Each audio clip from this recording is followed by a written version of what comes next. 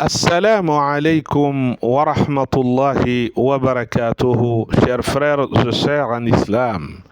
Bienvenue à notre programme, le conseil de séjour du Ramadan. Nous sommes aujourd'hui au 11e jour du Ramadan et nous entrons dans la deuxième décade de ce mois béni de Ramadan. C'est un moment privilégié pour réfléchir sur le chemin parcouru et sur la manière dont nous pouvons intensifier nos efforts dans notre adoration et notre dévotion à Allah le Tout-Puissant. Aujourd'hui, nous allons aborder un sujet fondamental dans notre vie de croyants et particulièrement pendant ce mois béni de Ramadan, la patience, as-sabr. Qu'est-ce que la patience? La patience dans l'islam n'est pas simplement l'idée de supporter passivement une situation difficile. Au contraire, as-sabr englobe une attitude active face aux épreuves de la vie.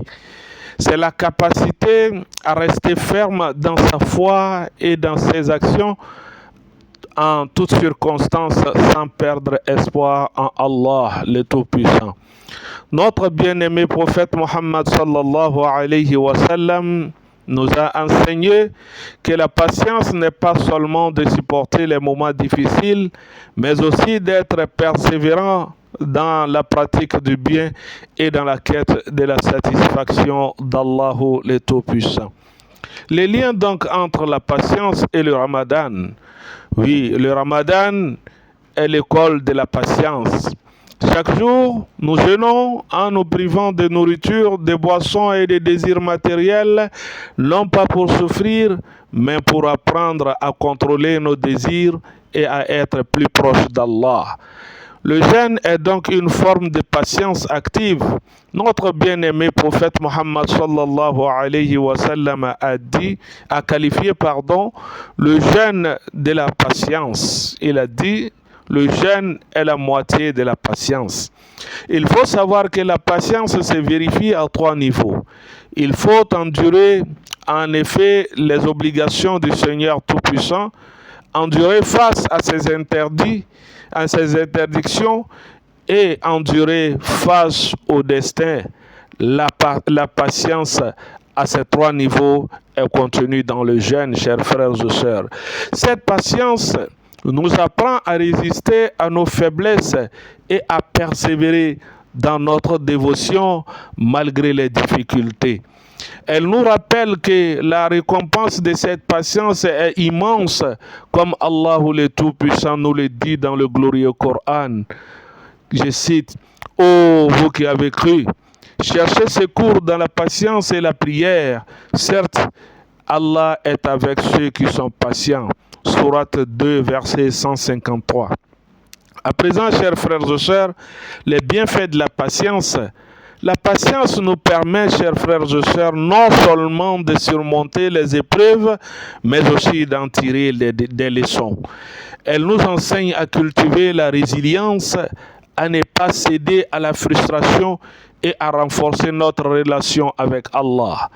Elle purifie notre cœur. En tant que patients face à l'adversité, nous nous débarrassons des sentiments de colère et d'irritation et nous nous rapprochons d'Allah avec un cœur apaisé. Elle est source de récompense. Dans les hadiths, le prophète Mohammed sallallahu alayhi wa sallam nous dit: la récompense de la patience est sans limite. En effet, la patience est une des meilleures façons de gagner les faveurs d'Allah, surtout pendant Ramadan. Elle nous fortifie dans la foi. Plus nous pratiquons la patience, plus notre foi se renforce.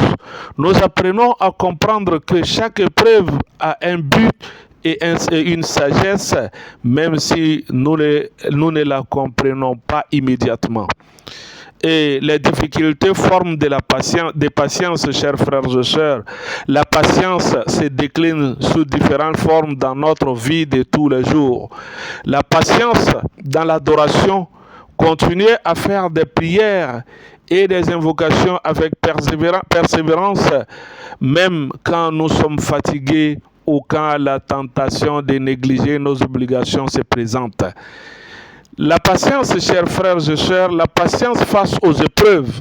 Lorsque nous faisons face à des difficultés personnelles, familiales ou sociales, la patience consiste à accepter ces épreuves tout en cherchant refuge et soutien en Allah le Tout-Puissant, tout en restant actif dans la recherche des solutions.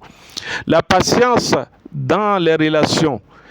Que ce soit, n'est-ce pas, avec nos proches, nos collègues ou même avec ceux qui nous causent du tort, la patience implique de rester calme et d'agir avec bienveillance plutôt que de réagir avec colère ou frustration.